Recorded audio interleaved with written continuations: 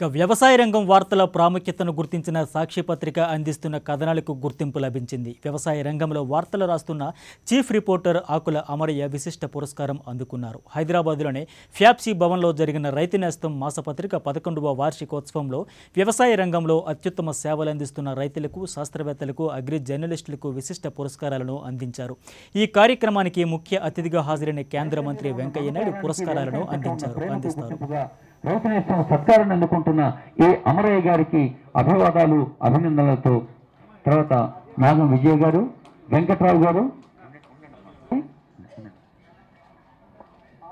ఏ అమరయ్య గారికి అభినందనలతో శ్రీమతి నాగం విజయ గారిని ఆహ్వానిస్తున్నాం. వీరు 16 లక్షల మంది వ్యవసాయ రంగాన్ని వదిలిపెట్టి వెళ్ళిపోయిన పరిస్థితులు కానీ 3 లక్షల మంది 97 తర్వాత ఆత్మహత్య చేసుకున్నారు.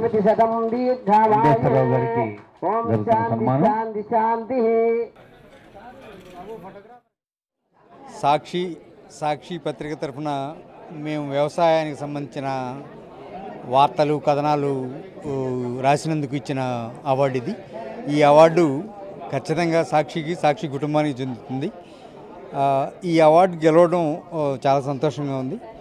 వ్యవసాయం రోజు రోజుకి ఈ సంక్షోభం చిక్కుకున్న దశలో సాక్షి పత్రిక ఇచ్చిన ప్రోత్సాహం కానీ, సాక్షి పత్రిక ద్వారా రైతుల్ని అవగాహన కల్పించేందుకు, వివిధ సమస్యలపైన అవగాహన కల్పించేందుకు చేసిన కృషి కానీ ఈ అవార్డుతో గుర్తింపు వచ్చిందని నేను భావిస్తూ ఉన్నాను. అలాగే అధిక దిగుబడులు సాధిస్తున్న రైతులను, అలాగే పరిశోధనలు చేస్తున్న శాస్త్రవేత్తలను, వాటిని వెలుగులో తీసుకొస్తున్న జర్నలిస్టులను, అలాగే విస్తరణాధికారులను సన్మానించుకోవడం నాకు ఒక అదృష్టంగా, వారిచ్చిన అదృష్టంగా భావిస్తున్నాను.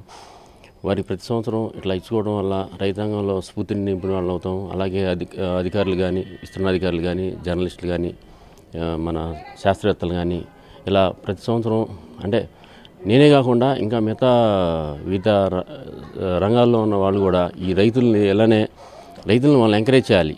ఈ ప్రతిసారి అంటే కుంగిపోతున్న రైతాంగాన్ని వాళ్ళకి ఎంతో కొంత ప్రోత్సాహం లభించాలనే ఉద్దేశంతో ఈ అవార్డులు ఏర్పాటు చేయడం జరిగింది.